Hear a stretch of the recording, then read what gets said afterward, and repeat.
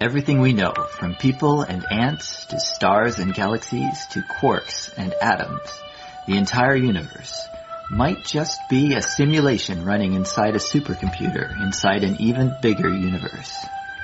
Ancient philosophers said that the universe is a dream that we're waiting to wake up from. In this dream world of the imagination, anything is possible. All cultural items, from the dreams of our rodent-like ancestors, to books, to television shows, are merely permutations of the reality we think we live in.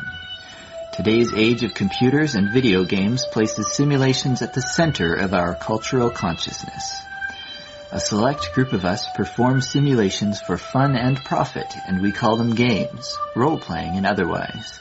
We live to run simulations. Join us on the Simulationist podcast as we explore our culture of simulations.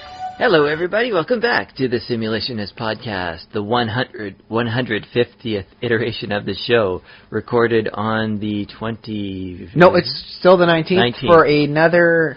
we'll go 50 minutes. We're going to wind up going into tomorrow. We're doing a bit of a late recording this recorded week. On the 19th of July, 2015. You'll be listening to this on the next day or the day after or someday in the future. 20th or later. The internet, who knows how long this thing's going to last. This internet, maybe it's a fad, maybe it's not. Good point. Maybe sometime in the future when we get really, really high density, download stuff, people going to Mars. It's like, well, you can't be connected to the internet, but we got a backup download for you, and just put it in the memory banks and browse the pseudo internet as you go. You'll have the whole internet in a little card, or at least a very good, facsimile thereof. In which case, someone going to Mars, sometime in I don't know, maybe further than that. Maybe going to one of the outer rim planets. Ooh, Pluto. We should talk about that. Yes, that's right. Yes, that's the big thing that's going on in reality, not in fiction. This is, unless you're conspiracy nut, this is something that's actually happening. They're taking beautiful shots of Pluto. Yep. What is it? Is it New Horizons? The New Horizons Deep Space Probe is coming back with some nice stuff. Pluto has a heart on it because it loves us so much. Yeah, but I guess our listeners probably already know all that story because it's big in the news and what they probably don't know is that it's going to take over a year to get all the data downloaded to Earth. Oh yeah. Because it's like, what is it? Almost billion miles. It is a very long distance. 1 AU is 93 million miles, and Pluto is like 60 AUs, 80 AUs? It is it doesn't even matter me stating the distance. Your mind cannot properly envision the distance taken. It's just that big. It is beyond human comprehension, beyond, some sort of crazy basic numbers. Every day, yeah. Thankfully we have scientific notation, so that... Well, that's the thing, though. It's like you can see it as numbers, but you can't relate it properly. Like, if I was to get in a car and drive, how long would it take me, as a road trip? It's a million years. You would die. This road trip would carry your corpse, man. Yeah. But not only is it gonna, so far away, sort of thing, and doing that, it's effectively transmitting at 125 bits a second. It is a very slow transmission speed because it has to really focus. Because these distances, the reason why it's so cold on Pluto is even though the sun is this massive ball of incandescent gas, as They Might Be Giants likes to sing, it's so far away that the light particles leaving from it are scattered out. It's just diffusion. And so in order to get that proper, condensed, just focused beam, you can't transmit a whole lot at once. And so this is going to take over a year to get all the data from the deep horizons to us because it's transmitting so concentrated and so deep a distance from space. I like that thought, too. That's interesting because if you imagine that there were alien probes out there, if they weren't directly pointed at Earth, you pretty much... The chance of getting it is like play the lottery and win every week for your lifetime. Slim. Yeah. That's about the mathematical odds. Like there could be thousands, hundreds of thousands of alien probes. Because, that's the other thing. Maybe the universe might be teeming with alien life, of, civilizations and everything like that. Because, sometimes, depending on what... stage of, societal evolution there. Yeah, what factors you plug into the Drake equation, you might end up with a universe that's actually like chock full of these civilizations. So maybe there's thousands of civilizations in the Milky Way galaxy, and they've all sent out probes. Some of them are millions of years old, these civilizations. They've all sent out probes, and then the ones that they send to the solar system are about the size of the New Horizons probe, and they have about that much transmitting capability. We would never see them. I have been told that a von Neumann machine. It's a machine that can create a copy of itself. Yeah. Neumann. If you were to use a process like that, whereby you were to send a probe to the nearest planet, and then it was to create 2 more probes and send them to 2 other nearby, stellar systems and such and so forth, you could actually put a probe on every habitable, stellar system in the Milky Way in about 500 million years. Which, it seems like a horrible long time. Yeah. We're just a blip on the radar. But that's actually pretty quick given the vast distances, and you're going to have some extra overlap just in case, something gets smushed in the transit. Yeah, and the galaxy, I guess our galaxy is about as old as the universe, right? Because it's... Yeah, give or take. Nothing's quite as old as the universe. It's done some change. There is an interesting view of the Drake equation as to be predicted over time, in which case, because we are made of stellar matter, there was a star before our sun, the Sol. Yeah. And, that's how you get heavier than hydrogen, helium atoms going about. So you have to have a star, go nova, spew out all these nice heavy, atomic, molecules to form up into, oh, hey, look, humanity this time. Yeah. According to the age of the universe and how long it takes for these stars to propagate out and come up with a second generation, whereby you can get, life evolving, there may be lots of life out there in the cosmos, but apparently humanity would rank as one of the oldest members of it. It just takes so long to get everything going. You might have other species 65 million years old. Maybe they're like the dinosaurs, instead of I'm a rampaging meat eater, it's like, I can think cogently and I shall form a civilization about me. Maybe they get it right. So they get an extra 65, 70, 100, maybe even 100 million years. Yeah. That's about it. And on a stellar time, that's not a lot of extra oomph. On a research basis time, that's a heck of a lot of oomph. Yeah. You can do a lot of research in 100 million years. Look what we've done in just over 12,000 years. Most of that was unfocused, too. Most of our scientific stuff has been the last, say, 500 years as we get more and more focused on how to study things. Well, it's funny, too. The other neat thing about our universe, and we talk about SETI and stuff and the sort of what we're doing, but basically, with the tools that we have, we can make awesome things like Hubble and the James Webb Space Telescope and the Very Deep Array and all these other ones. Stuff like that. But even with all of that, we have mapped a very tiny fraction of what's actually the lights that's coming visible, coming. Well, that's because, spoiler alert, space is full of space. It's big. Yeah. It's just our solar system alone is huge. And because SETI, it just sweeps a very tiny pinpoint of the sky looking where for we think, signals. that looks like where we'd see life similar to ours. Let's focus it there. Yeah. In which case, I think a refined or intelligent search as to where to go is probably a smart idea. Just aiming, I think there's a black spot there. Although there's that one weird, crazy, big black spot that's kind of unexplained I wouldn't mind us focusing on. Is it truly black? Oh, yeah. Yeah, what the heck's going up with that weird void in space, man? That's creepy. Let's focus something there. Let's see what's going on, man.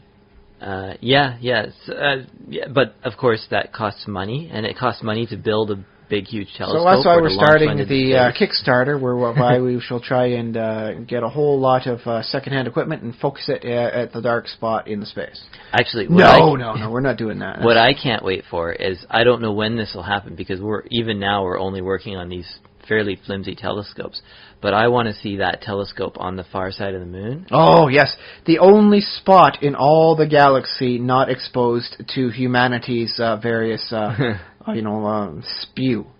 Yeah, well, I suppose there are other shadows in like behind other bodies in the universe. But there's very so few as is properly focused as guaranteed. Well, I guess they tidally locked planet in orbit around. They would be spinning in their own spin, so eventually it would be a around. very complex orbit for something to be perpetually on the dark side of Earth's radio broadcast frequencies.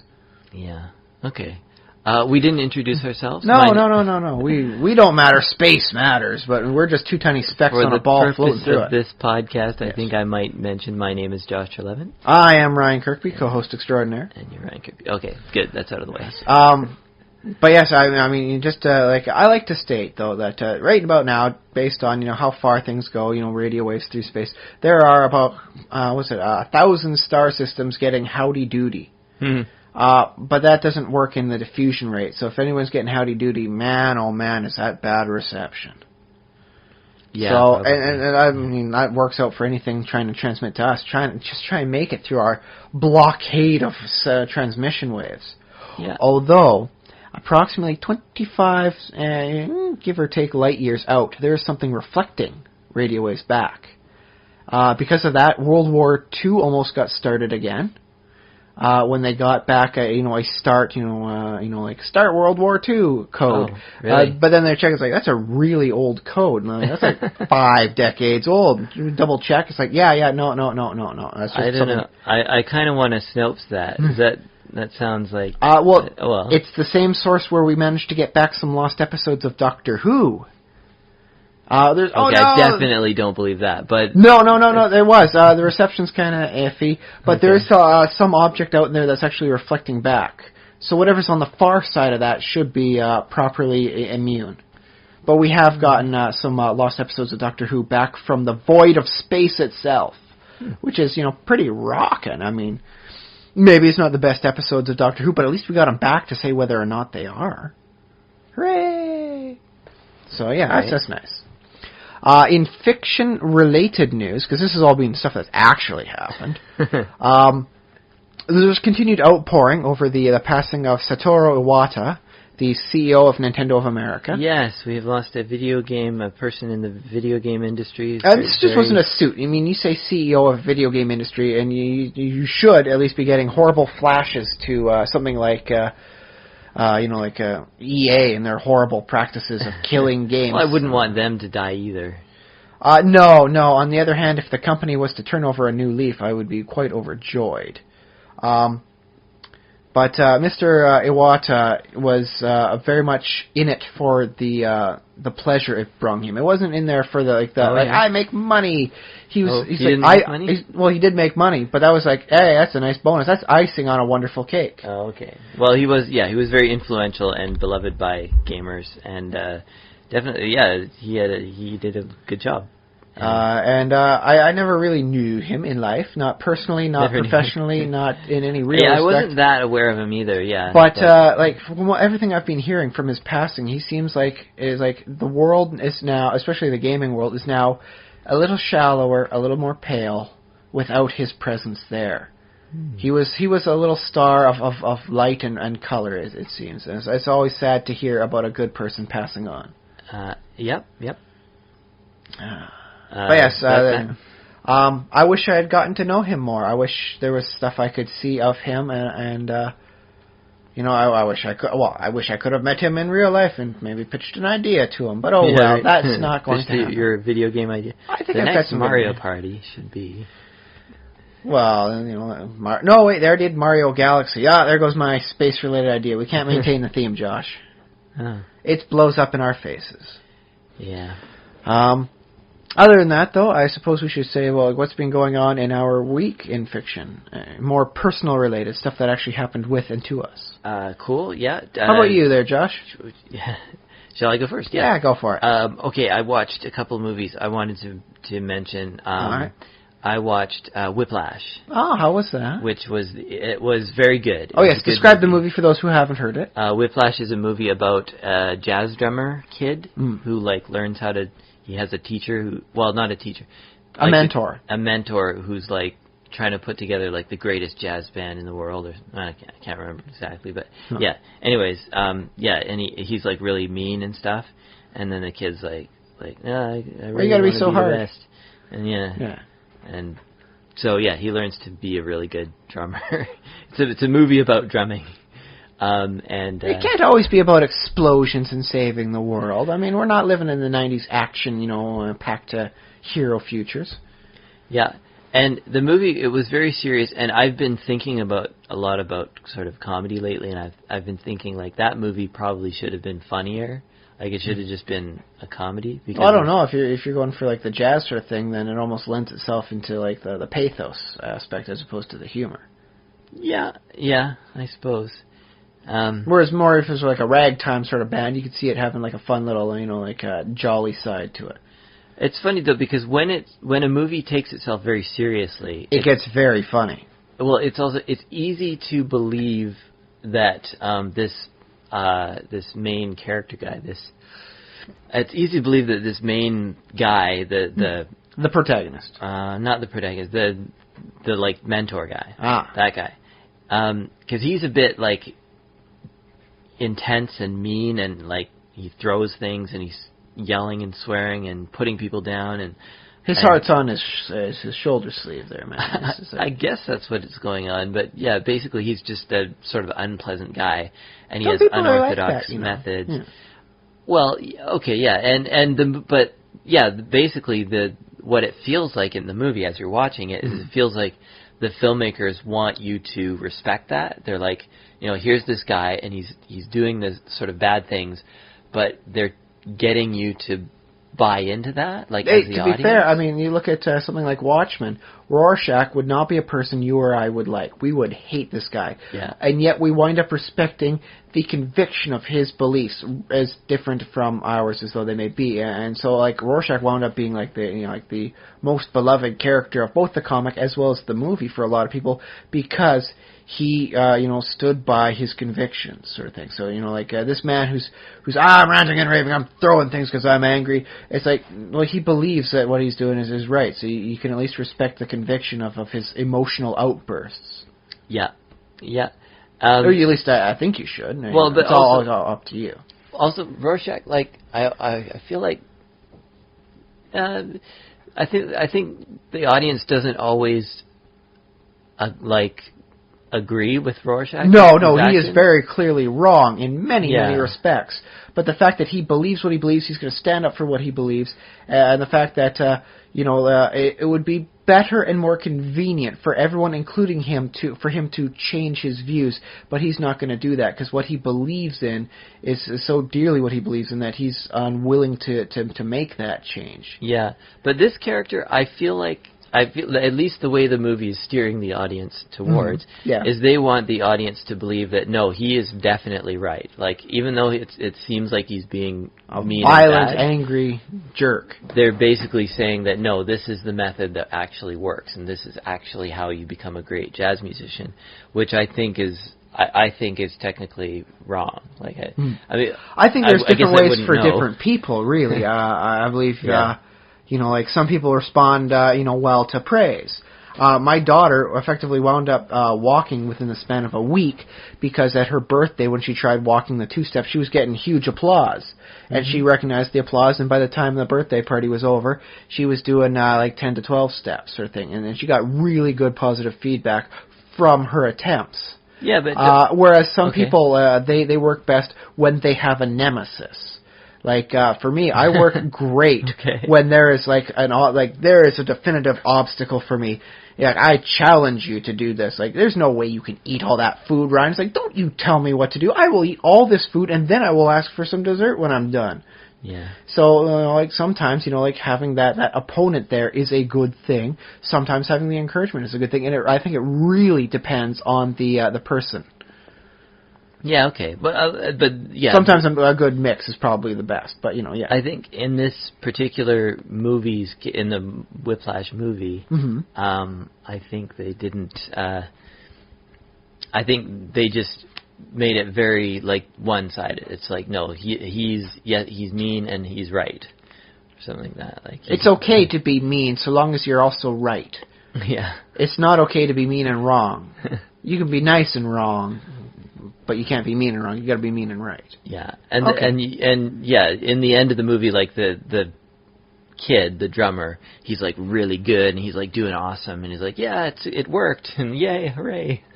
Like, and then in the case, maybe it's like a lesson like, you need to put some pressure on the coal before it will ever get a chance to become a diamond.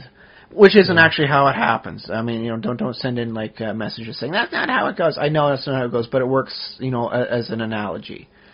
yeah. So diamonds don't shine if there's not pressure applied. But as far as the drama of the movie goes, and they like just getting into the scenes and the acting and stuff, I loved it. Like I really liked those interactions between characters. I just thought were really like just good. So Dig it. So it was a good movie. I played a little bit of Minecraft too. Hooray! My new project is I have a couple of villages that are nearby to my base now, my Mesa base, and Mesa Besa. yeah, Mesa base, and I decided that I didn't like that my one of the desert villages had like all sand. It was like sort of monochrome. I guess. How dare this desert have so much sand in it? So I'm basically I built a wall all around it, like so nice security wall, perimeter to keep the zombies out. It happens. And then I'm starting to replace all of the sand, the top layer, with dirt, and then grow grass on it. So I'm going to have a nice grassy, like kind of a little oasis. It's an oasis. Dig it. Yeah. Is that what you're naming the town? I think it was called Treasure Town before, because it's near a pyramid or temple. Temple, yes. Yeah, desert temple. Yeah. I do like a town next to a desert temple. It bespeaks of history. Yeah, I like that too. Sometimes they generate like right on top of each other. That's the one in the town I'm currently living in. Oh, yeah. I had to get rid of a bit of a building off its front face. Yeah. It's okay. It's just doing good now. Yeah, I think that's about all. I mean, more comedy shows, of course, at Hecklers and Ratfish here in Victoria, beautiful Victoria, BC. But yeah, not much to report on that. But yeah, keeping the course, seeing the local scene and all that. Yep. It's interesting though that you mentioned putting up a wall in Minecraft for the town, because that's what I figured out is one of the big things wrong with mine. Like I was saying last week, how like it's not going right now. I've built the little area for my villagers, the villagers. They're not really mine, but it's like, and I'm thinking to myself, what's wrong? What's wrong? The wall is what's wrong. It's forcing it, it's there and versus here thing. To get to the other side of my town, sort of thing, I have to either walk around it or go and open these doors and go through this secured, gated community, effectively. Mm-hmm. And that's what's wrong with it. It's too exclusive. It's too exclusionary. So I'm going to have to wind up moving the wall to the outer edge of my town. I still want to make certain the villagers are safe, of course. But I'm going to knock down that inner wall area where I've been keeping them safe for so long. And I'm going to build up some actual buildings in there. A nice little temple, a trading post, which is going to be actually easier than I ever thought before, because I've got the one of them Thaumcraft mods that allow me to bottle a creature. I'm slowly collecting a nice little, I got a witch, I got a creeper. The creeper was not easy to bottle, let me tell you. Bottled creeper. Yes, I've got a bottled chicken. My daughter asked for a chicken, so I bottled up a chicken for her. Okay. I got a squid. Its legs actually hang out underneath the bottom of the jar based on how crazy squid bodies work, right? Yeah. Don't have a skeleton yet. They're rather hard to get, given the fact that they keep shooting me. And my weapon would kill them in one hit, which I've managed to increase by another 2 hearts damage per slash. I realized I had all the stuff to add another modifier in, so I did it. Woo! Now all I need is that nether star to get that final spot in, and oh yeah. But yes, I'm going to have to wind up tearing down the wall and building up like a real place, a place where like villagers would have. Like I'm going to build in a nice little forge type area, put that sort of stuff back, into the spot. I managed to get my golems from Thaumcraft to work with the ore berries from Tinker's Construct, and I now have the capability to automatically harvest ore berries as they pop out. So I've got all the golems ready. It's just going to take a little while to set everything up, and then I'm going to have to start finding and getting villagers that will trade me the proper ore bushes to make things work. Because right now I'm going to need 60 of each, And without a lot of, deep ground exploration, I'm going to have to trade for them. Right. Fortunately, I know a guy in a neighboring town who's got a very good deal for iron ore berry bushes. Mm-hmm. But to reopen that trade, I need some spruce wood, so I got to go out exploring for spruce trees. Okay. Oh well. But I'm quite happy with that. My original designs was like a long it'd be like a 10 by effectively 3 tube of just bushes on each side sort of thing. And then I was like, why isn't this working? Is there did they not detect ore berries as being proper bushes?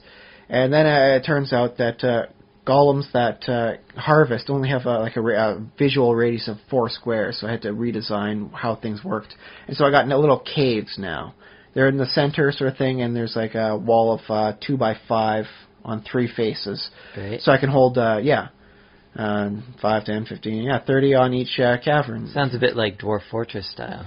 It's a little sort of thing, but I did have to do some prior research to guarantee that the Tinker's Construct glass was a transparent block so that monsters would not spawn on it. Right. So for 3 days, I stood outside of a box I had constructed with, just dirt and all that with a nice glass floor and see, is there anything spawning? Is there anything spawning?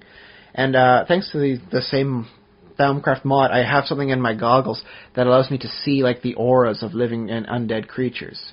So I can see them through the walls. If they're within a certain distance, I can detect them, which is kind of groovy. Not super powerful, but just kind of groovy. And I was like, oh, nothing's popping in here. I don't even need to open up my black box, so to speak, and I'm just checking in. And it's like nothing's popping up, and there's nothing growing in here. So, I've got the glass floor going in on there. So, nice. Hooray! Cool. Next step will be collecting all the stuff that they're harvesting from their various little boxes into one central box, and then transmitting versus some sort of golem transit line all the ore berries that I get to my forge area, where I'll create a nice automated forging area to just smelt out whatever I want for this stuff. So hooray! Real interesting progress. That's been the big thing there. I have seen 2 movies this week. The first one, it's actually, I rewatched it. It's The Shadow of the Cat, a 1961 British horror film.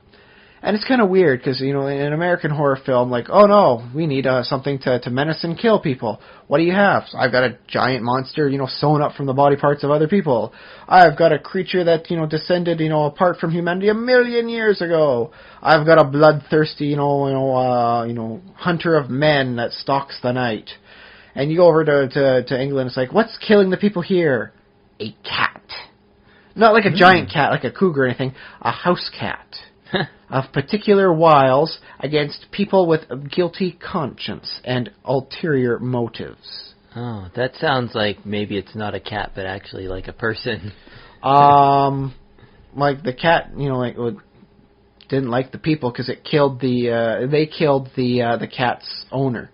Sort of thing. The kind old lady, the venerable Miss Venable. And they wind up killing her for, her wondrous estate and money.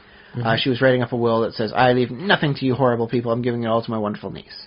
And so they're trying to find that will to make sure it does not ever see the light of day. They're going to burn it. But they're guilty, and they feel guilty, and they know the cat saw what they did. And so, the cat effectively becomes like a focal point, some sort of a magnifying lens for their guilt as they wind up working themselves. One guy effectively has a heart attack and dies from the cat, constantly showing up and haunting him like an evil spirit. Okay. Another guy goes chasing after it into the bogs outside in the back of the property, and he winds up drowning in there because he slips off a log and falls in the muck. And so it's they caused their own demise, but the cat is some sort of a magnifying lens, some sort of prism for their guilt. Yeah. Which I actually it a black cat? It was kind of a calico style. Calico. But I found that to be really interesting, because the cat was just a cat, but their guilt is what really killed them. And so that was interesting. On the other hand, it's I'm watching a bunch of people die as they try and kill a cat. A house cat. As it keeps killing them one by one. The only member of the guilty party that actually survived was the one lady who expressed remorse, this has gone too far, I gotta get out of here, sort of things no, you're in too deep, we can't let you leave now. and she winds up not trying to kill the cat, and as such, her guilty conscience doesn't put her in a situation where she winds up dying. Hooray! Right. So I found it to be an interesting morality tale that way. Yeah. Much more interesting than the first time I watched it. I don't know why the repeated viewing made it extra deep for me. Okay. But the second movie I watched was a movie we just watched, which is why we're doing a bit of a late podcast this week. And it's something we're going to wind up discussing. I was going about in the local library, seeing what sort of movies they had, and shock and awe, guess what movie they happen to have on their Fast View 3-day rental? Kevin Smith's Tusk. Kevin Smith. Tusk. That's right. For the duration of this, he's not Kevin Smith, he's Kevin Smisk. But it's Tusk. Kevin Smith being one of our major inspirations for starting a podcast. He is the reason why we started the podcast by and large. His inspirational stuff is like, it's all out there, you can do it, put your voice out, be heard. And so I think it's very nice that we are able to review one of his films on the 150th iteration of ours. Here we go. So it's a nice little, way to commemorate being able to do so many podcasts every, week consistently for 150 weeks. I thought it'd be nice to take and review the inspiration for us. So I'll state this: Tusk is not for everyone.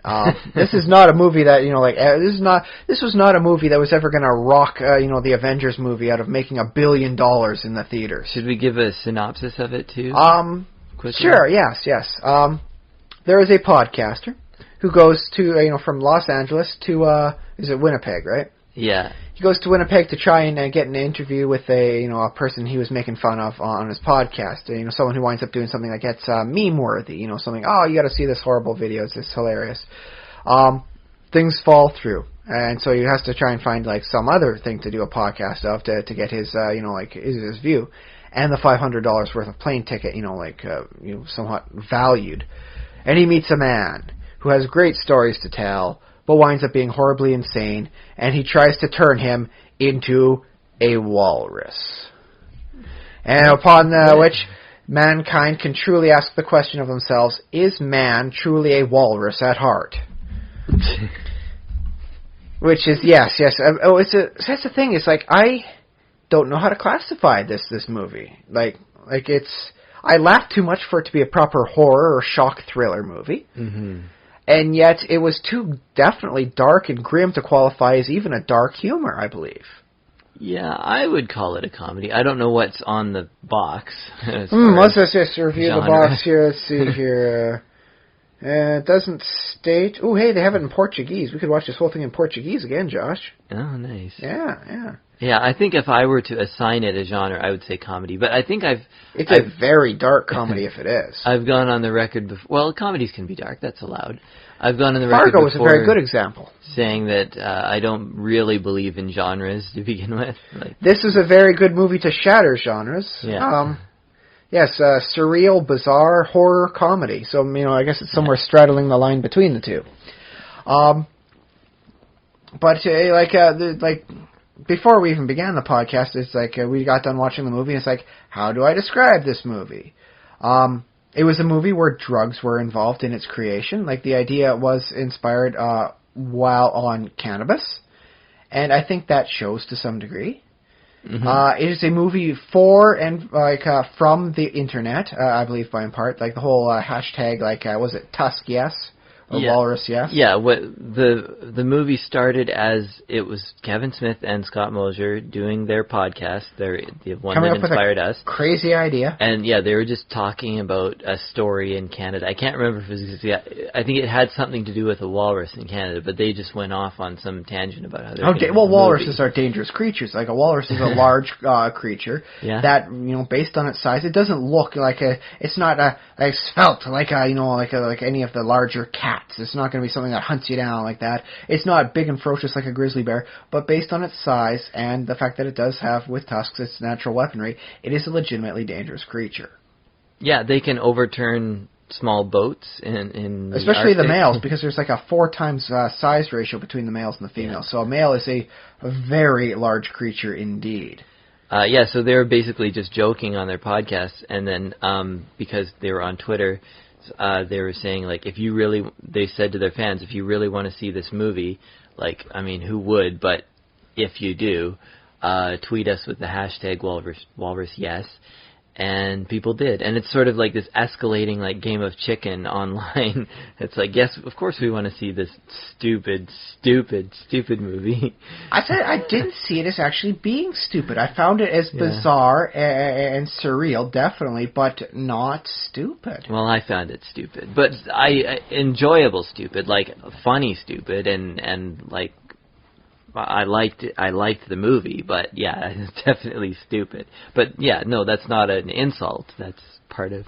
I found it to have some very interesting layers of complexity that they weave back and forth, and like pick up and drop back, and forth. And there are scenes where the transformation is occurring, where the bad guys is doing like unlawful surgeries on that, and it's like.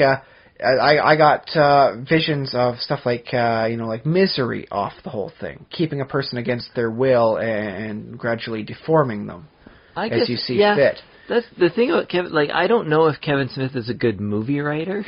Kevin Smith is not Stephen King, so it's not a good novel writer, not a good storyteller. But he does a good comic strip, I'll tell you that. Maybe he should be, what he should be doing is maybe sketches or something like that. Because he definitely knows how to hit an emotional note and being like, this is what's important about this scene.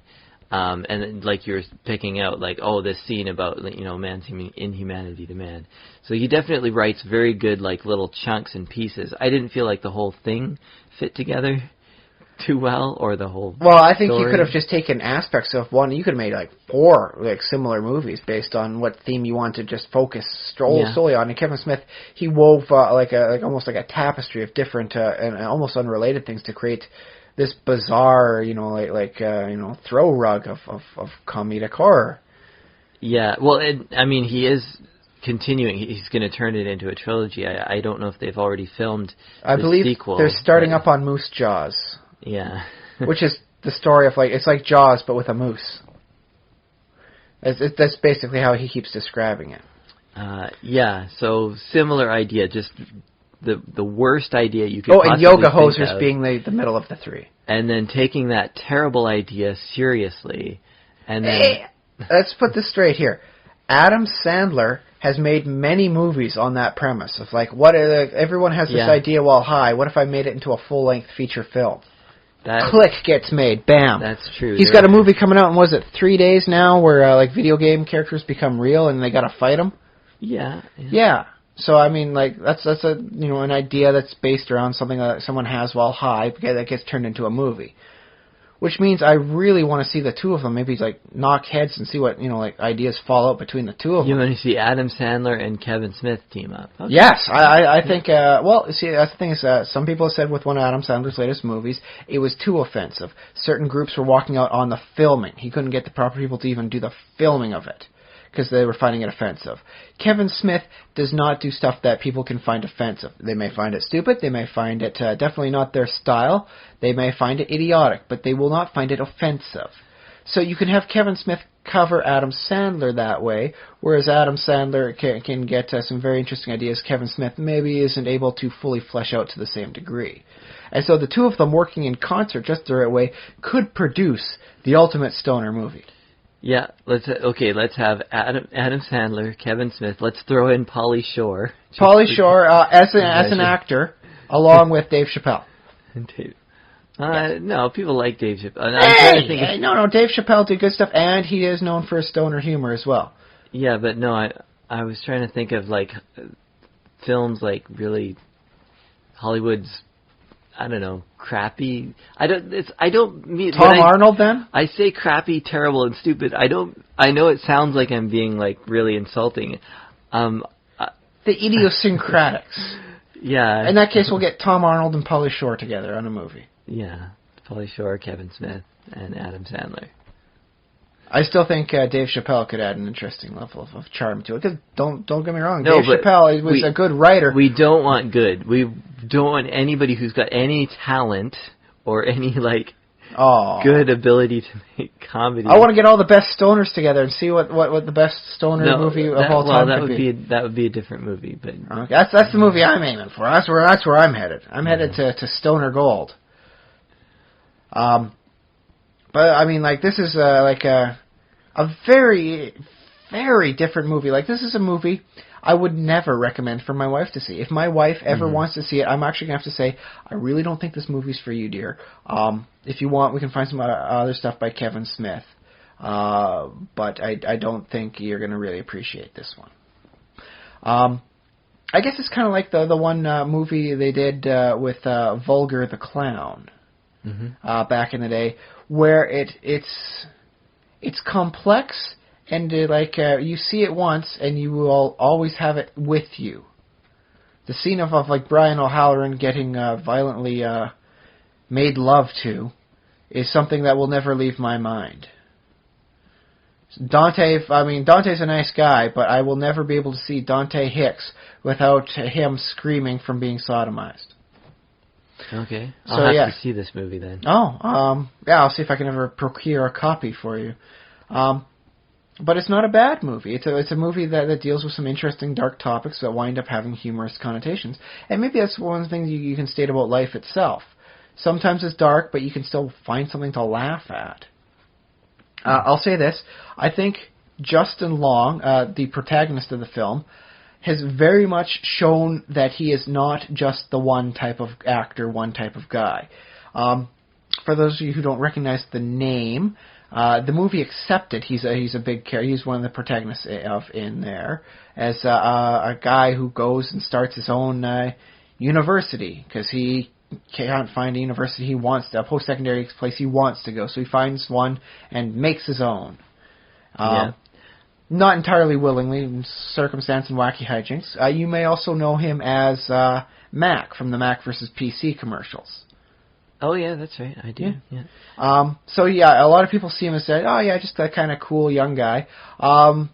He is very much a different sort of person in this one, both at the start of the film and at the end, because he's effectively two different people from start to end. Well, this is a story arc where you are definitely able to say, yes, he is a different person come the end of this movie. He never communicates again. Sorry, I guess that's a spoiler. He doesn't. He is definitely not the man he once was. One thing I noticed about him, though, is he doesn't have a lot of acting work to do in this movie. Like, there are some other people in the movie, like... the people that are Michael fully Parks, sane and that wind up seeing, you know. Gets a bunch of good speeches, and the girlfriend gets a speech, and... So there's a few... The villain himself gets maybe the most great speeches.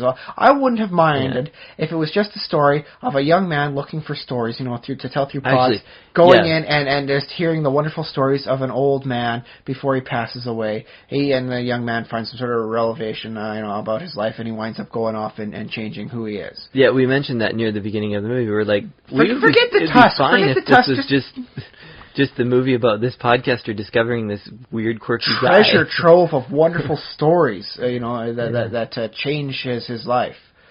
It would be great, especially, if told with the right actor, the right director. I think it could be like an Oscar Gold sort of thing, just a man telling stories of his past that wind up resonating with the young man, and he winds up going back and doing things differently. Yeah. Yeah, I think so. That's it. Kevin Smith decided to say, no, I'm going to turn this guy into a walrus. Spoiler alert. I guess it's kind of and again, that happened because the internet demanded it. But that said, I don't regret that he got turned into a walrus. I think you could have just made two different movies. You start, with this guy, just tell the wonderful stories, and then, do another one where, crazy guy turns another man into a walrus.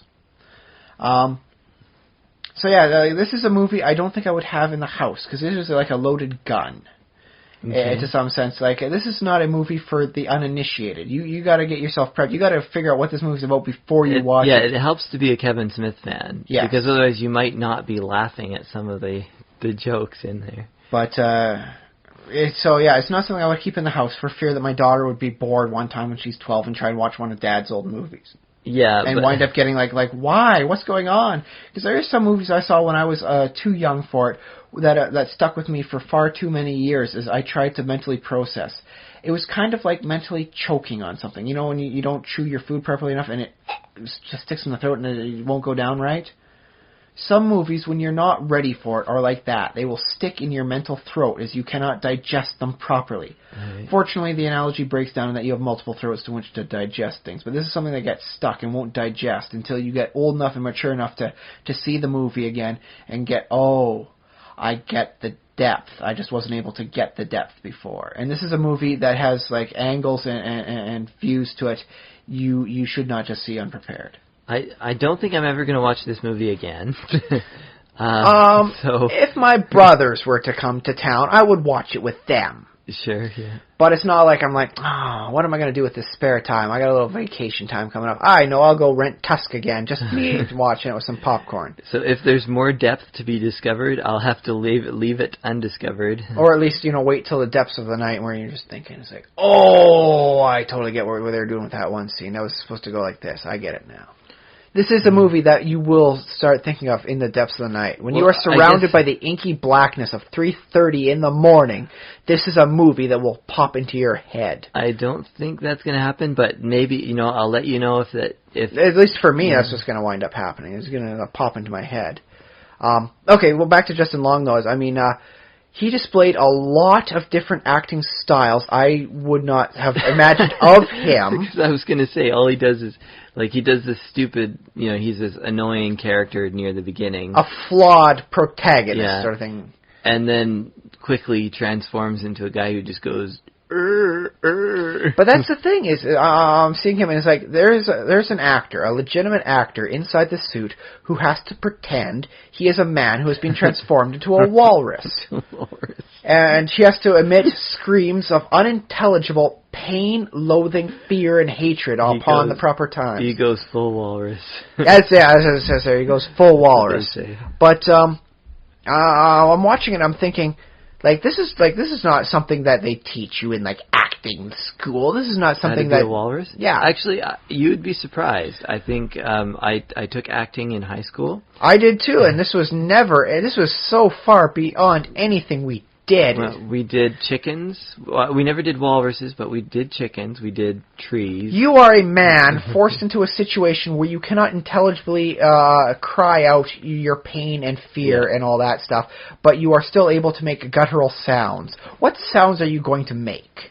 This is something that you have to to do this role. You have to really sit down and I bet you there's a small spot in Justin Long's house or apartment wherever he's living that was worn down as he walks back and forth thinking, how do walrus screams? Well, both walrus screams, as well as he thinks, okay, now what sort of style should I be doing this in? Because this is not something you can just go about. This is especially not how he did it. I got the sense he was really trying to evoke a sense of horrible pity from his situation, as well as him to show that his anger and his insanity is growing as these scenes progress.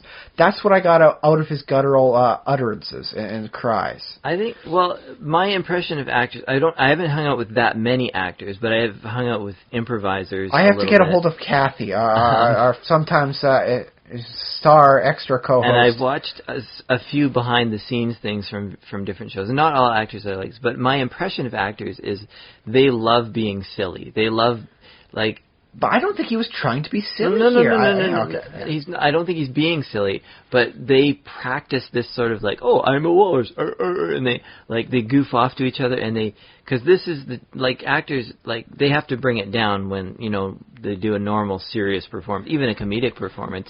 You always have to bring it down back into reality and being I'm a human being relating to other human beings.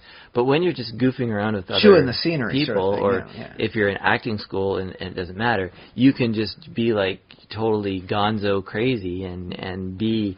And I think that's what actors really enjoy. I think that's what brings them. It is a certain freedom there, and I imagine this is a role that a lot of aspiring actors said, God, I wish I could have gotten this one. Yeah, that's... It's just such an indifferent departure. How many more movies are you going to see before a role so bizarre and is tormented and almost satirical of the horror genre comes along. This is not a role that many people will ever get a chance to see again in their lifetime. Which is why I think they were able to get someone like Justin Long to do it. It's like I'm never going to get a role like this even offered to me. I have to try and take something like this. This is something I'm going to be able to show to my friends, and just say, tell me, my acting friends, how good did I do? How would I have done this differently if it was you? Yeah. Because I have a little bit of the acting bug in me. Like, I wish I could be, like, I watch, shows and stuff. I wish I could be there and be, like, acting. Sometimes when I watch, I think, these are actors, they're probably not like people like this.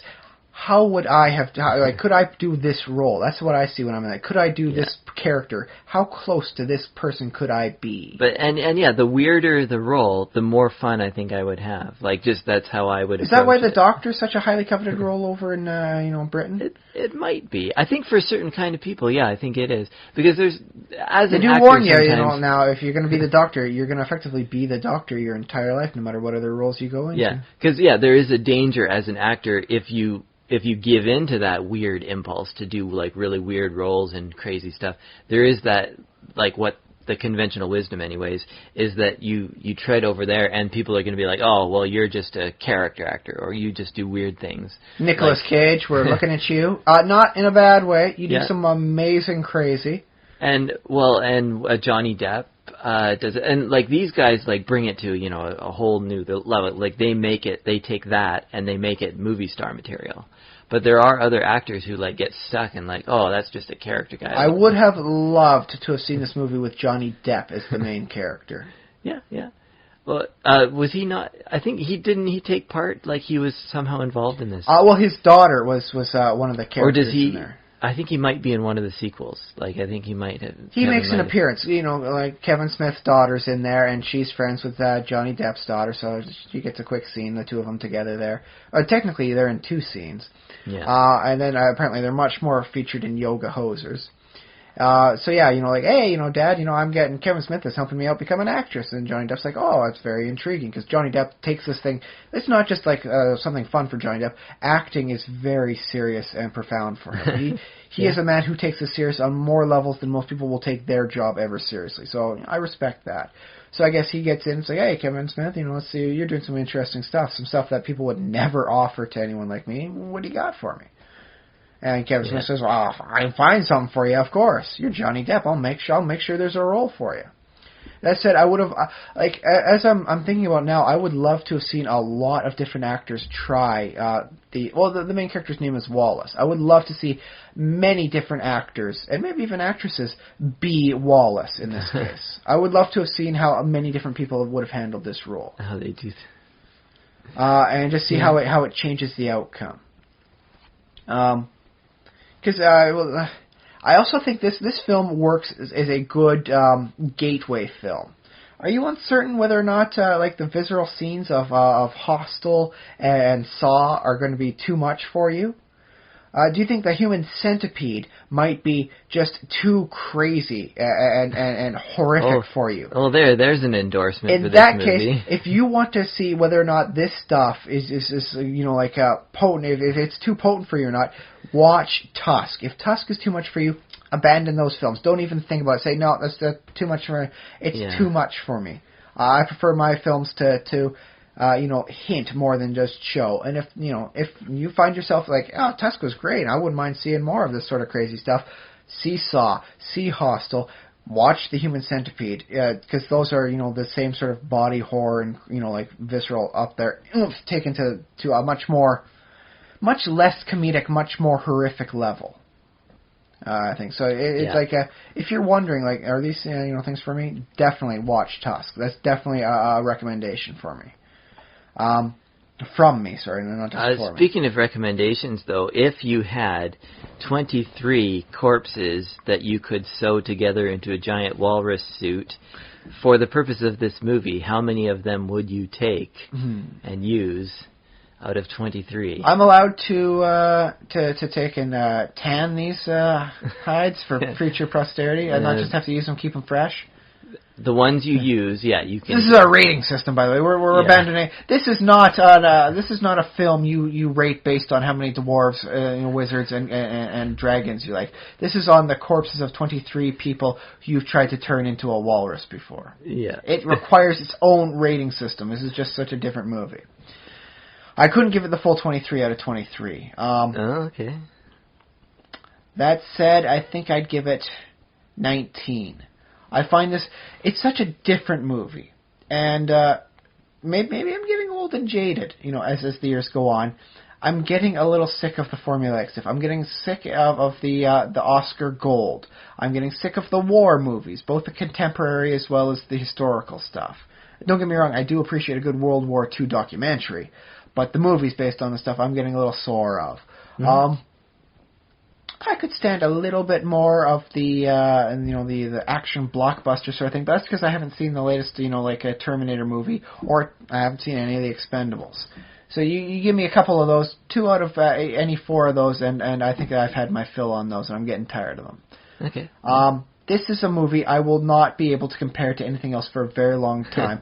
This was a very fresh movie in terms of comparisons. If you were to put a bunch of movies geographically together to form some sort of chain of movie style, you would get various islands. You would get wonderful continents of movies, sort of thing. This movie is a tiny little, not even a desert island. This movie is somewhere so far removed from other stuff. It's its own little thing. Yeah. This is just a little spit of land in the depths of the cold Arctic oceans of northern Russia, and that's not a bad thing. I say what you want about it. I like it for its differentness, and that's definitely something. If you say God, I'm just getting sick and tired of watching movies. There's nothing new on it. It's all the same thing. Watch Tusk. It'll clean your palate. It'll say, that was a different movie, I'll tell you that much. Mm-hmm. How about you, though, Josh? What would you rate this out of corpses of people turned into human walruses? Well, on that scale, I think I give it the 23. Because if I was giving it dwarves, I would give it 0 dwarves out of 13. Or 0 stars out of 5. But out of corpses, because this is so different and so just weird, I will give it 23 corpses. So you give it an even higher rating because of its speciality as to where it lies. Yeah, because it is one of a kind as far as movies go. I think the only way I would rate it even higher is if Kevin Smith remained the writer, but we had someone else as the director. If you could have gotten Scorsese in his prime, he could have turned out a movie both hilarious and shocking and viscerally tragic that people. Stanley Kubrick, if Stanley Kubrick had directed this movie would have gone down into the annals of history. This would have been a movie that would have shaken people out of the theaters. They would have been on their knees trying to escape this sort of thing. I think Kevin Smith, unfortunately, does not have the full weight and spectrum that these massive, directors could have brought into the film. It's not a bad film, right. But I think if you had gotten maybe the best of the best, you could have produced something even better, something that would have changed how people see Hollywood, because it would have had to have been a full Hollywood film in this case. Kevin Smith, that said, gave it as much heart as possible. No other director could have given it as much heart as Kevin Smith did for this movie. Okay. Because you can see that this was clearly something. Nobody on this film was doing it for the paycheck. Everybody involved was doing it because it's God, I got to be a part of this. And so that speaks to me, I think, in a certain level. I've seen bad movies, old bad movies. You could tell the people were enjoying being a part of it. I'll state this frankly and directly. I have seen pornographic films that worked as a parody, whereupon I didn't even want to see the sex scenes. The actors were just having so much fun doing their parody. I was happy to see them being just joyful as to what they were doing. And this was clearly a similar film in that respect. Everyone was doing it for the love of it. There was no, I'm only here to get my paycheck at the end of it sort of thing. And that's also a good thing to say about it. That said, I mean, this movie is going to, like, if you watch Tusk, you will be a part of all the people who have watched Tusk, and it will be a part of you because of that. I will tell you this now, Josh. Oh, boy. 30 years from now, we'll be old crazy men, nearing our retirement ages, and I'm going to lean over to you. We're just going to be, I don't know where we're going to be. We're going to be doing something absolutely mundane. It's going to be like the height of mundanity as two old men. Maybe I'll be watching my grandkids sort of thing, go out and have fun, and just running around, on a playground. And you're going to be there with me, maybe with your grandkids. Who knows? Maybe just become like an old crazy cat guy, and you got like 14 cats, and the cats are playing on this place. Okay, yeah. I don't know the future. Whatever. We'll say it's your grandkids though, and we're going to be watching our grandkids play, and I'm going to lean over to you, and I'm going to say, "Is man truly a walrus?" Okay. And you are going to understand, and because you are now a part of this elite college of people who have seen the movie, and we will never be, anything different from ourselves, but we will always be together because of this. You see this movie, and you will become one of us. Yeah. Okay. One of the chosen ones. Okay. Sure. Well, I mean, that's the thing is, I could lean over to all sorts of people and say, "Is a man truly a walrus at heart?" And they're gonna look at me as though either they went off medication or I went off medication, and they're not going to be certain what. Or they'll think that you're in a spy organization. That's the code phrase. Yeah, but they're not going to truly get it. But if you've seen Tusk, and I lean into you, say, "Is man truly a walrus at heart?" And it's going to be like, oh, I remember that movie. This movie is not going to leave you. If someone mentions a walrus ever again, I will always have this come into my mind. Well, hang on. I mean, okay, yes, we have that, but it's retroactively transcribing stuff. I remember 50 First Dates with Adam Sandler, and there's stuff with walruses and sea manatees, and that is forever being changed because of this movie. I cannot see it without seeing a man in a suit doing it instead. Okay. Because humans and walruses have been compared before, famously by the Beatles. I am the walrus, cuckoo, cuckoo. Yeah. So it's not like it's the first time that this whole identity has been questioned. I do believe the walrus was also used in some deep-based literature based on the works of Lewis Carroll. That's true, yeah. Although I don't think walruses and humans crossed over at all, but yes. No, but it was like the walrus and walrus and the carpenter. In which case, did they talk to each other or something? They had a competition to see who could get and eat the most clams. Yeah. In which case, if you talk to Kevin Smith, especially go back to Dogma, I believe it is.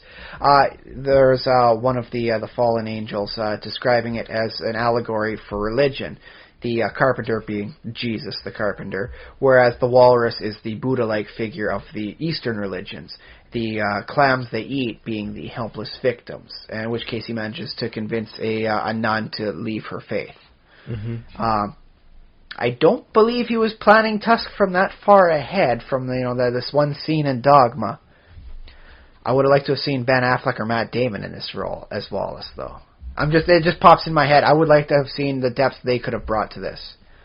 Sure, yeah. Although I gotta say, man, if you play, the human walrus that is Wallace in this movie, I don't think you'll ever be Batman. So, you can either be Batman or the human walrus.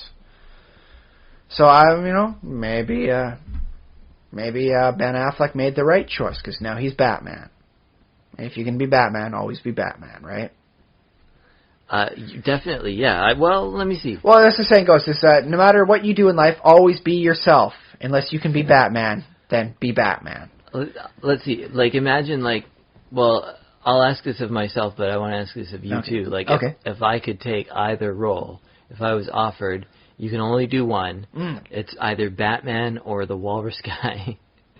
Which one would I take? Well, that's the thing is, well, we're not actors, so we're probably not in the best position to say this sort of thing. Because anybody can be Batman. All you need is to be a white guy with a strong chin line, and bam, you're Batman with the right makeup and cowl. But only you will ever be the human walrus. Mr. Tusk. Yeah, you have a good point. Although, like, I keep coming back to that whole, like, basically the main acting that he did was first be unlikable for the first part of the movie. Not that unlikable. He had his charm to him. It is Justin Long, after all. The guy is charismatic. Yeah, and then the second half of the movie is just like making. Oh, that's the third act sort of thing. I think that's the third part. There is the scene of him as he's being in the transformation. Scared, you know, like, you got to help me. You know, like, how do I get out of here? You know, I'm trapped in this crazy man's house. You know, like, what's going on with my leg? I'm missing my leg. I think that, you know, I would like to see a long list of actors and actresses doing a scene whereby they wake up to suddenly find out they are missing a leg.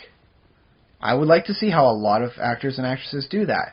I think Justin Long gave a very interesting performance as a man who's being drugged up and being fed horrible lies about how he lost his leg. That's a good point. Like, how do you act? If I was to be an actor in that role, I would go see, like, these war vets that have lost limbs. I would go to these people that have suddenly lost it through traffic accidents. I would love to be able to get in and like, interview them to give a proper and authentic performance as to what it's like to suddenly realize I am now missing a chunk of me. Like, there is, like, I used to have something beneath this kneecap, now there's nothing. Yeah, but I was thinking even just on a physical level, like, or an acting level, like, how do you act, like, I can do drunk, kind of, but how do you, like, what is the difference between that and sort of being roofied, or whatever it is, or Mickey'd, or... being slipped a Mickey Finn, as the saying used to go. Mickey Finn, yeah. It's now a roofie. I don't know why they switched away from Mickey Finn. Yeah. But whatever.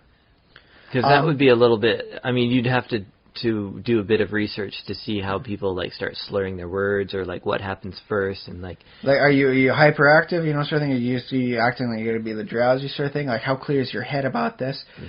Like, he was able to discern that, like, no, things aren't making sense. It seems too crazy. Like, the story you're telling me, it just doesn't seem right.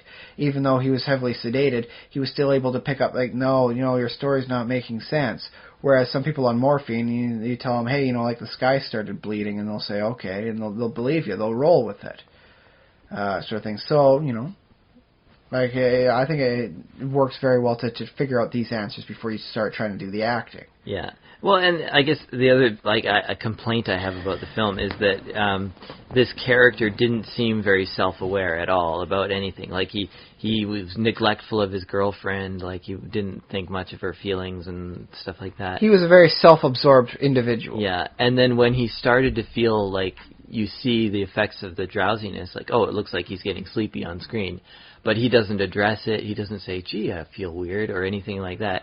Well, I mean, how often do you say to yourself, oh, I feel really tipsy. I'm pretty out of it. You know, sort of thing. You just kind of assume that. You know that's your state. So I don't think he needs to say. What he needs to do is make the audience understand through the non-verbal cues that he's not doing all right. Which I think he did a very good job of. This was a very demanding acting role, despite, I think, the lack of, you know, standard acting practices, especially, you know, after halfway through the film or so. I'm still going back to some of the scenes where, you know, like, he's fully transformed in the suit and all that, and I'm like, if you know you're in that situation, like, how do you approach that, Josh? I mean, like, it's like you're gonna have to get inside the Walrus man's suit and act as though you are, you know, being effectively transformed into the human walrus. And how do you approach this thing? Do you sit with the director? Like, how, do you ask questions? Do you go to, like, SeaWorld and do you start looking at the walruses and seeing how they act? He's like, I'm just going to try and be the best dang walrus I can. Well, the other problem I guess I have with that performance, and I don't think it's the performance. I think it's just the writing. But, like, basically and it's not bad writing. It's just that. Kevin Smith had this idea going in that it's Kevin Smith doing the transformation of the man into the walrus, and maybe not necessarily, like, the character, because he starts, like, doing this weird, like, vocalization that sounds very walrusy, which... Well, okay, on the one hand, it does seem a little weird that he starts, he suddenly sounds like a walrus. On the other hand, keep in mind, This is the 23rd victim this man has had a chance to mutilate in order to make him make the right sounds. I assume he's been doing a little bit of research as well as because he's got the trial drawings all on the wall about very amazing drawings. Oh my goodness! I hope Kevin Smith kept them for some sort of like wall scroll type thing going on there, man. It's very good artwork. I don't know if I'd ever have it on display, but that's good artwork there, man. I was looking at it, like, this is beautiful. This is horrific, but it's beautiful at the same time. Very well detailed. Maybe it's my biologist nature, but it's like, oh, look at the muscular tension they got there. There's a perfect dividing line on skeletal and muscular features. I'm loving that. It's beautiful. Okay. That's just me. But, so keep in mind, like, this guy's had time for trial and error. I'm pretty certain the first dozen victims were able to make, like, various humanoid sounds. That said, bit of a spoiler alert, in the end, when he's found, the one guy's raising a gun to him, I heard him trying to mimic, without the use of a tongue, yes, yes, yes, as though he wants to be killed. Okay. I heard him say that. I don't know if he was actually saying this, but I heard it in his intonations. He wanted that shotgun to blow his head off. He wanted death. He was hoping for it. That's what I heard. Did you get that out of that scene? Did you hear him saying yes to the gun being leveled towards his face? I didn't hear that. I was like, I was thinking in that moment. I was thinking, oh, I wonder if he like wants to die. Like, I heard that. Maybe I got to watch this scene again. But that's what I heard. I heard him saying yes, yes, yes. Shoot me, yes. That's what I heard. And maybe that's good acting. Maybe it's me putting myself into that role. But I heard it. I heard him saying yes to death. He was welcoming death. The other unrealistic thing, well, obviously, like... This is a movie that's very unrealistic, so yeah, okay. Obviously, somebody, like, sewn together with other body parts, you would die. Like, that would not, that sort of, if that's even the same person, that person would not live. I'm just wondering how the grafting goes for where he ends and the bodysuit begins. Yeah. But there's a lot of surgeries that would take months of recovery time for. Yeah, and the other thing is, like, technically he's still in there, so, if you get a team of doctors on the case, they'd be like, oh, okay, well, we'll just have to, extract you from these other bits and, like, get whatever we can that's left of a human being. There have been people that have heavily been scarred by acid to the face because of dicks who throw acid in their face. Bleep that out if you want, Josh, but that's a bit of a dick move to throw acid in another person's face on purpose. To get it splashed by accident, that's a tragedy. To have it happen on purpose, that is one of the most sinister of crimes imaginable in another human being. Yeah, but there have been surgeries where they managed to get the look back again, reconstruct the muscle and sometimes even bone properly back into place. Yeah, and that's a whole drama in its own. Like I've seen, see this on Grey's Anatomy, for example, of the people who have been maimed, and they're psychologically, they feel like they've lost their whole lives. Like you were talking about losing a leg. Like, what would that be like? Well, what if you lost like basically most of your body? And that's the thing is that's why I see him like being effectively unrecoverable, and it's just like palliative care. Effectively, he has lost everything about him as a human being. Well, he has gone full walrus. He is the walrus. Oh, okay, for the purpose of the story, but... The porpoise or the purpose? The porpoise. Oh, boy. Oh, the puns start seeping in. Oh, I'm going full walrus. I'm partial walrus at this point. You're hitting the sea creatures, at least. No, but I think, like, the storylines that I've seen in the sort of the medical dramas is that some of those people can sort of, make a partial recovery, or even like a psychological recovery that's like, oh, now, yes, I have these problems, but I can live, and I have people who care about me. And in this movie, like, his friends don't seem that concerned. Like, because they're sleeping together, his girlfriend and his podcast partner. Which is also, did we mention that they were he's a podcaster? Podcaster, okay. Looking for a good story. That's why this is a good movie for us to watch, because we're us being podcasters. That said, I'm watching, I'm like, are we doing podcasting wrong? This guy apparently, he says he made $100,000 in like ad revenue the last year alone. I'm like, whoa, we ain't seeing that level of cash. He's got posters, he's got like a professional thing. He's able to afford tickets to go up to the wilds of Canada. Well, I noticed, which is Winnipeg. What he said, because there was a bit of a narrative where he says, like, the person that he used to be, like when he first met his girlfriend, he said he was an unfunny guy who was making Batman jokes. So I think we're at that stage. I think if we wanted to get to his stage, we'd have to be more vulgar. I'm going to have to ask you to be that kind of person, because I don't want to become that Wallace, towards my wife. I want to maintain, the me I am now. And we'd have to do that thing where we make fun of people who chop off their legs or whatever, I guess. To be fair, I mean, like who sharpens a sword that sharp before they try swinging it around in a garage? Yeah.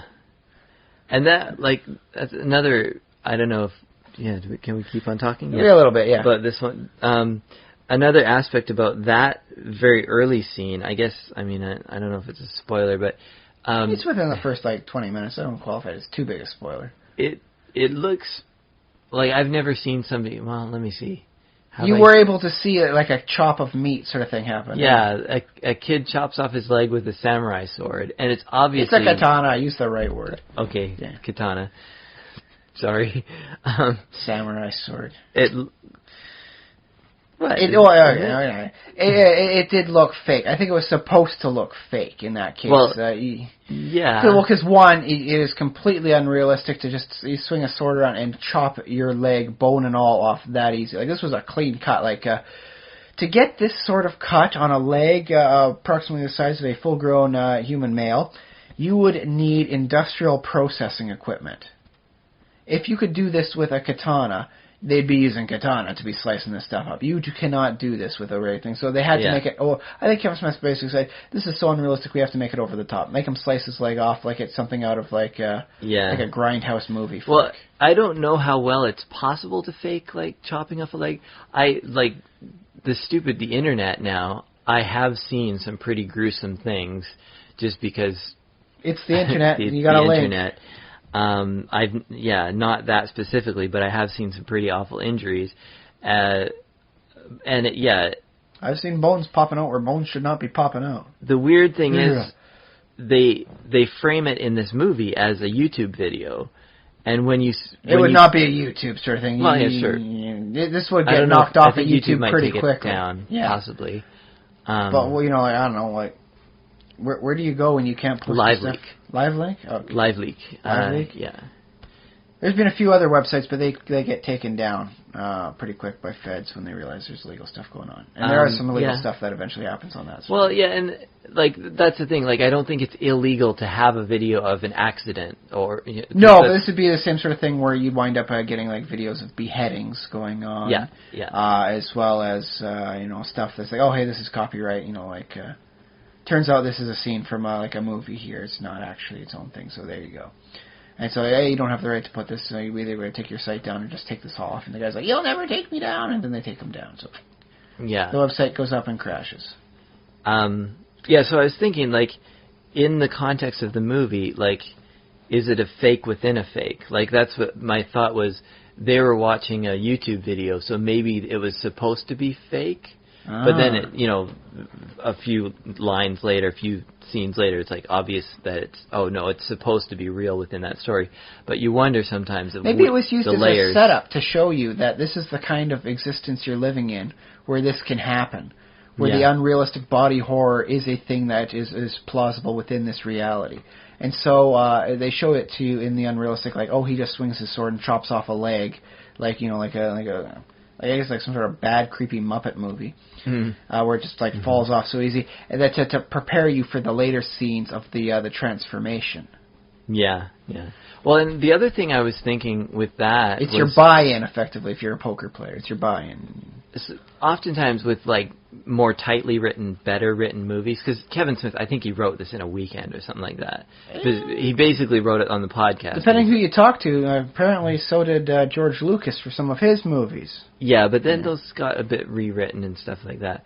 But also George Lucas has problems with his movies. But this one, if there was a bit more tight writing and more attention paid to the storytelling, that kid would have maybe some connection. Maybe the bad guy would have convinced the kid to do something. Or you would have seen the French detective, on the scene there, because hey, there's a guy missing a limb, so he's checking out all those sorts of limbs. Yeah, so he would have just been a background character then.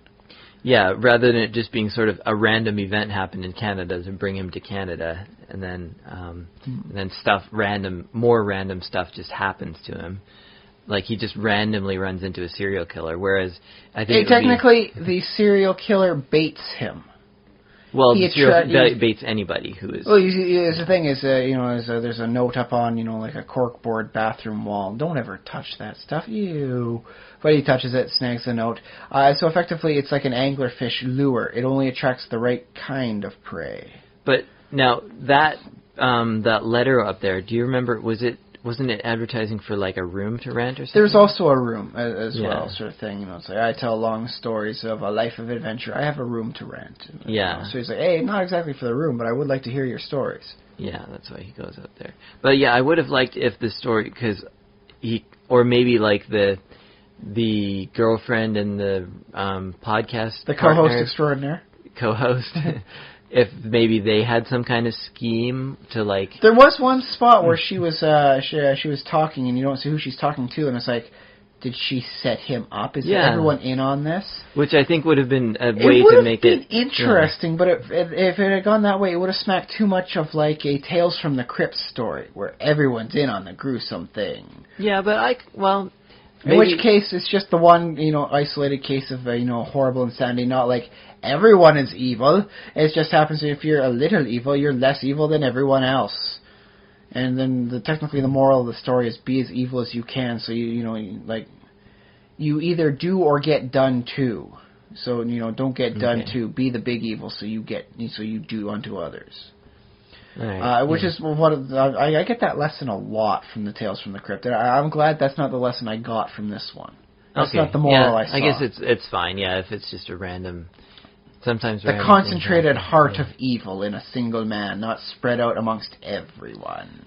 But yeah, no, it did seem a little weird that I think it was more than halfway through the movie when we finally find out that Canada happens to have this serial killer that they haven't caught and happens to be this guy. So. Well, I think they could have maybe gone a little bit more explaining that serial killers are actually more prevalent in a place like Canada because there's more backwoods areas for you to just be yourself, your horrible, twisted self. Let's face it, is that true?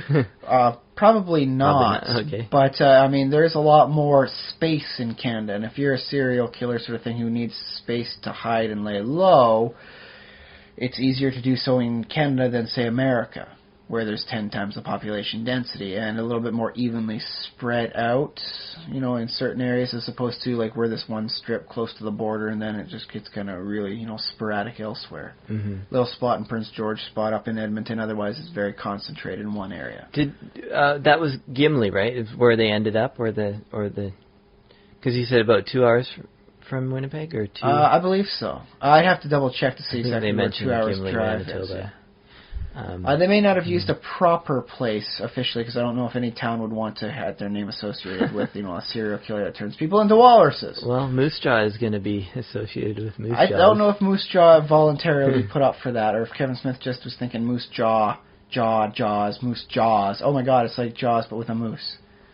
I think there's a good story potential on that one too. I'm looking forward to that. There are a lot of Canadian towns who have like good sense of humor and stuff, like Dog River. Well, Dog River didn't really exist. Positive. But Dog River wasn't an actual place, although the place where they filmed was a real town. They do tours. Yeah. It also is a nice potential income revenue, easy revenue. Get people to come in, spend money by looking at your stuff. Well, and we don't even have to construct the world's biggest ball of yarn. That's an easy task. Oh, sure, shoot here.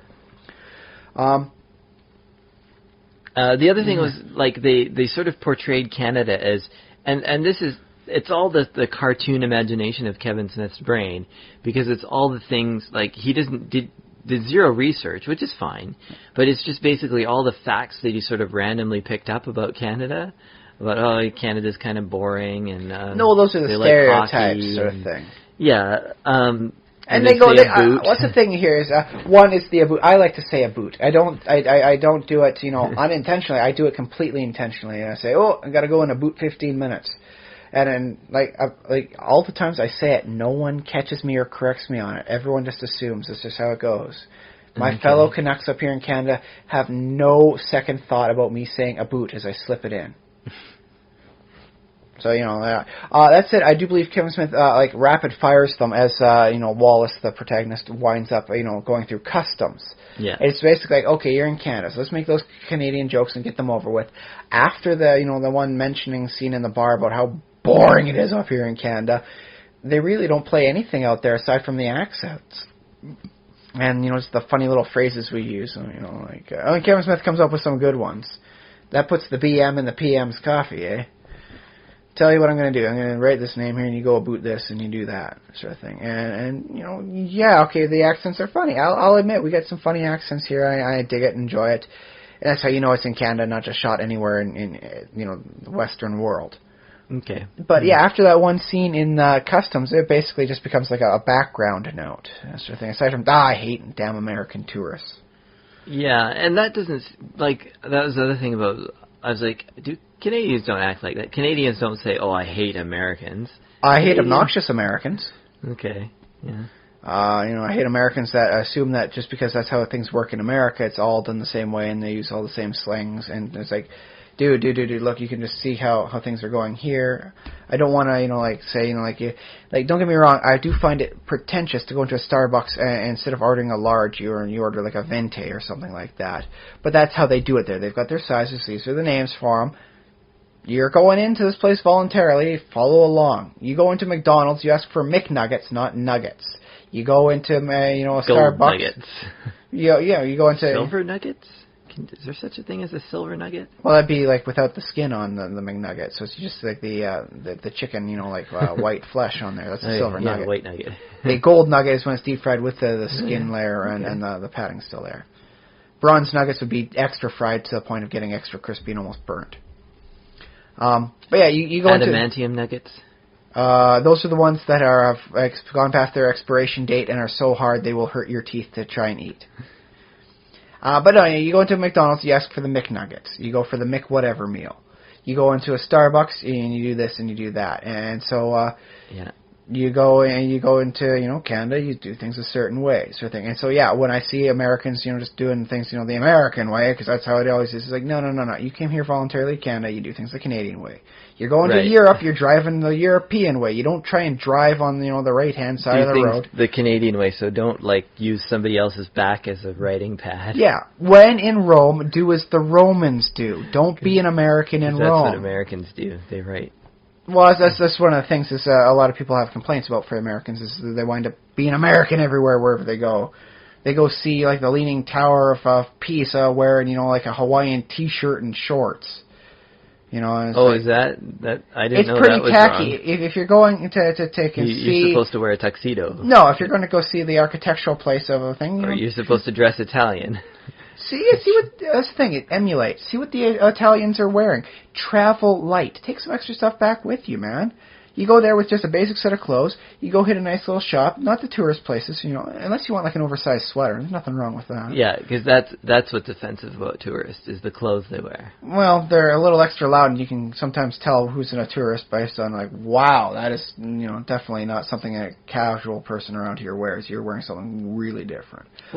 How do Italians dress? They don't do it. They wear suits. I guess they probably wear, kind of like what we do, like a collared shirt. Because it's pretty warm there. A bit more of a button-up sort of thing, though. Mediterranean, do a bit of a layer sort of thing. It's evening sort of thing. I'll unbutton and just, go a little, just a little undershirt showing like that. A little bit of chest hair poking out. Yeah. But that's the thing. You go there, you see how are you the locals dressed and wearing. Pick up some stuff like that, man. Pick up some culture while you're in these other places. And granted, maybe Canada doesn't have the greatest amount of culture, but if you're coming to Canada, do the Canadian culture, man. Dress up as a Canadian. So get a beaver skin hat and... Get a little bit more facial hair going on there, man. Grow a beard. Oh, if you're male. If you're female, don't try and force it. If you do, you do. If you don't, you don't. Whatever. But see what's going on here. See what the people are wearing. Go absorb the culture. Become one with it. Don't go to Europe, Don't go dining in France at a McDonald's there. If you're going to France, you go take a look at the French cuisine. Don't go to France and eat only at McDonald's. Well, okay, don't only. If you're doing a lot of touring sort of thing, stop by McDonald's and get the nutrients in your system. Yeah. You get a lot of stuff to see. That's something that I really like.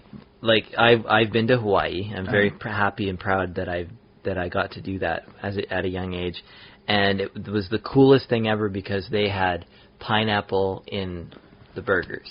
Oh, like a properly cooked pineapple? Yeah. Or did they serve it like fresh and cool? I think it was like sautéed pineapple on a burger? Because that sounds amazing. I think it was like just fresh, and they put it on kind of like the lettuce, like in that sort of way. I kind of wanted the sautéed stuff, like what you get on a pizza. Actually, yeah, that'd be good too. That sounds even better, man. There might be different options. You could even do like a nice, like a hearty pineapple sauce on there. That was also many years ago, so it's possible different McDonald's have. Okay, here's what you do. Thing. Instead of a hamburger, you make it a Spamburger, because they eat a lot of Spam over there. That's a legitimate fact. They eat a lot of Spam. Where? In Hawaii. Oh, okay. Well, yeah, they eat a lot. Like, the natives really dig the Spam. I like it. Spamburger with a nice hunk of sautéed pineapple right on the top there. Spam and pineapple. Doesn't that sound like an amazing little snack to eat as you're going from site to site? Yeah, there you go. So I say wherever you go in the world, and I would like to travel to around the world or something like that, go to McDonald's and see what different special things they have. Oh yes, definitely. I mean, if you're in India, check out the India McDonald's. See how they do things a little differently there. But that said, don't just eat only at the McDonald's. Absorb the culture when you're in that spot. Okay, all right. So yes, that's why I can see a lot of people being upset about Americans, as the tourists. There's nothing wrong with Americans. By and large, I mean, each individual case is an individual case. They just dress wrongly, and they always go to McDonald's. That's the thing is they are steadfastly American wherever they go.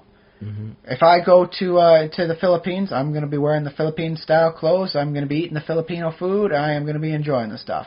I am going to France. I am eating as many French foods as my budget will allow. Yeah.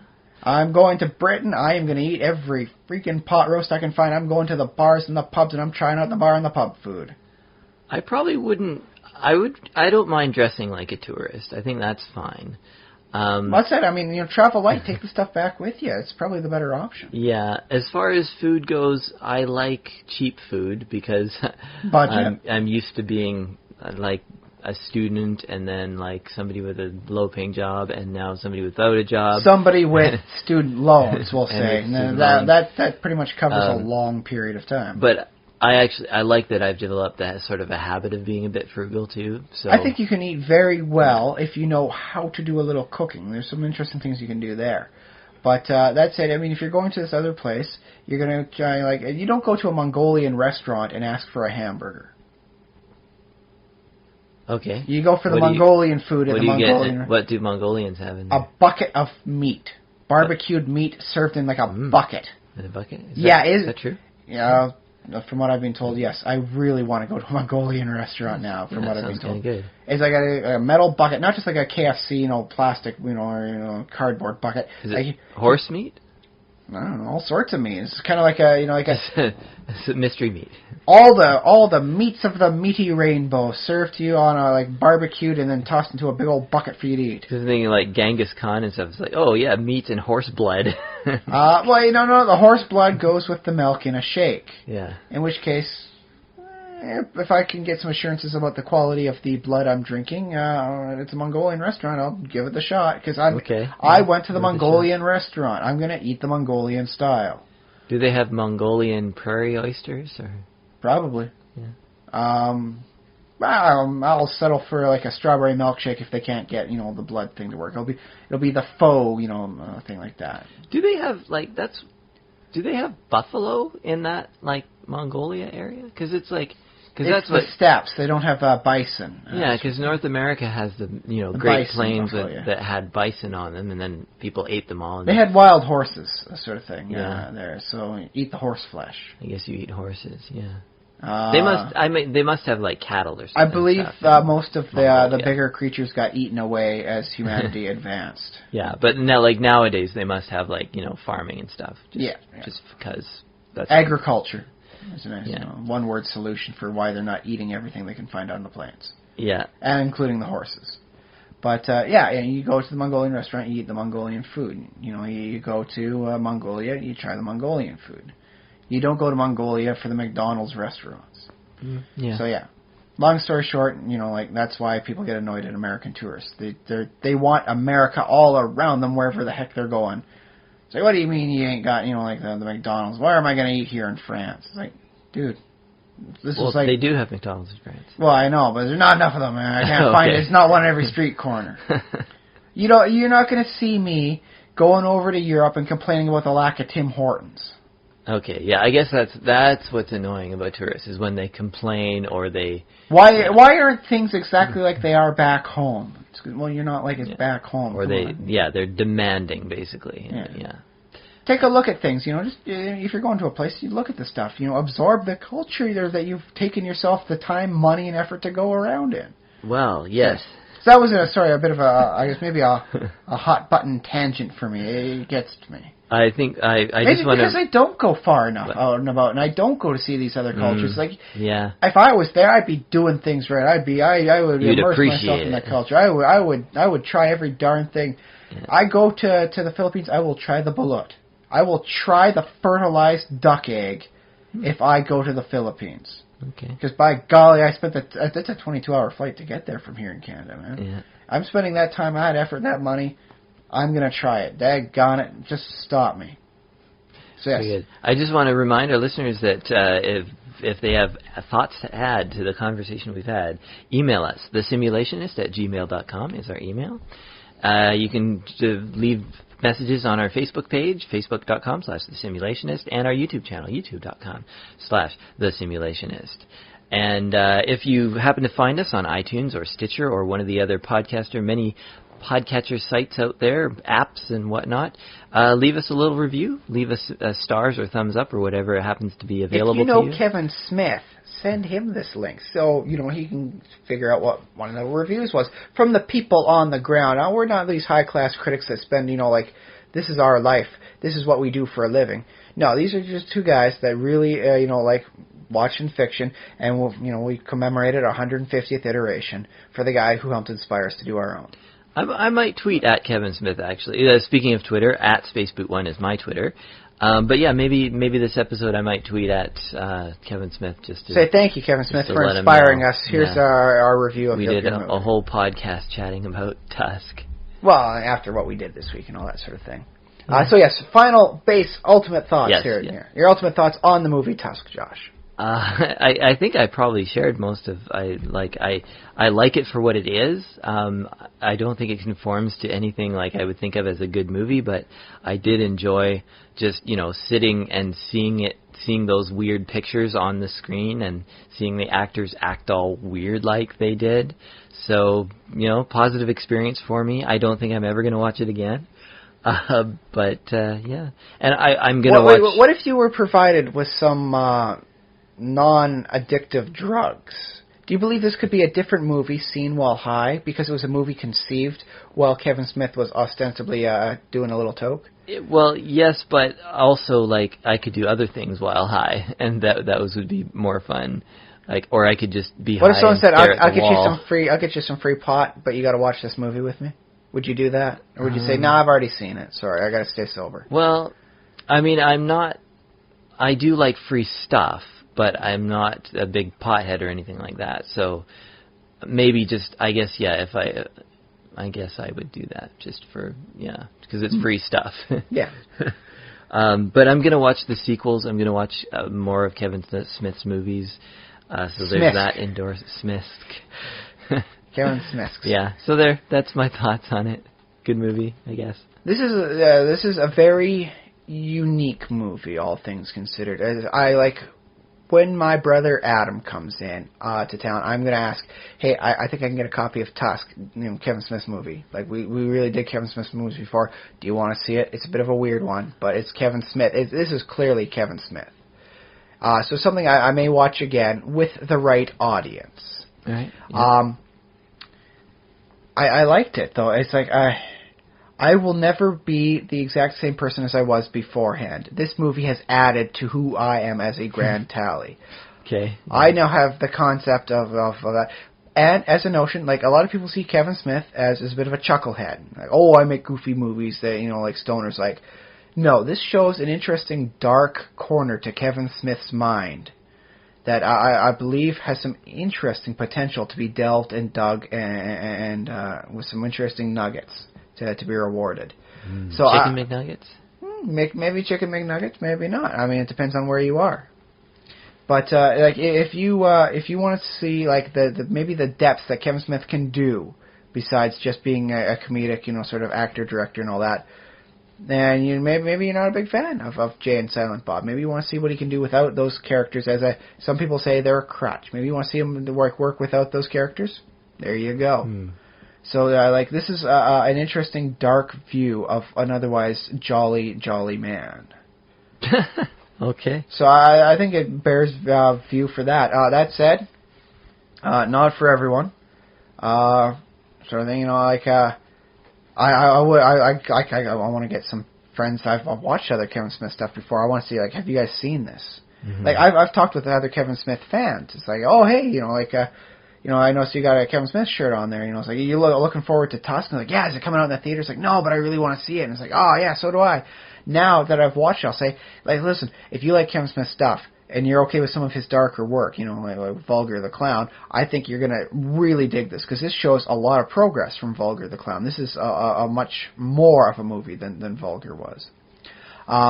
That said, you got to be prepared, man. This is not a movie just to enter in lightly thinking you're going to get a lot of like easy laughs. This is going to be laughter, but it's going to be the weird uneasy laughter of like maybe I should be feeling guilty about laughing at this, but it's like, I mean, there were times like due to circumstance and whatnot, we paused the movie and just had to discuss amongst ourselves. It's like, okay, what's going on here? This is a movie that you will have to discuss with other people. Don't watch it alone. This is a movie you see with other people too. Yeah, it's probably a good movie not to see high because sometimes you have to think about. Especially if you're alone. Yeah, if you're alone and a little high, definitely do not watch this alone. You get a bad trip off of that stuff, man. They will catch you, right, the concept of, images of like the human walrus musculature going on in your own feces, man. There's a bad trip stuff going on. It's a social movie for not everybody, but those who like it, I think we'll like it a lot. It's going to be a divided movie. All right. Well, yeah. So yeah, there's our review. I guess we're just about done. So I think I'm looking more towards Moose Jaws now that I've seen this. Yes. I want to see Kevin Smith do a horrible killer moose as the villain, the antagonist. I think there's good potential here. Very cool. All right. Well, yeah. Thanks for listening, all the listeners out there. Thank you very much. Especially if you happen to be Kevin Smith listening in. Thank you. Yeah. Thank you. Yeah. Thanks for the movie there, Kevin Smith. I very much appreciated it. I can't finance any other movies, so I guess I'm no help that way. But hey, I dug it. Thank you. And tell all your friends about the Simulationist podcast, where we review weird, strange movies. And we'll see you again in 7 days. I've been Josh Levin. I've been Ryan Kirkby. That's in mind.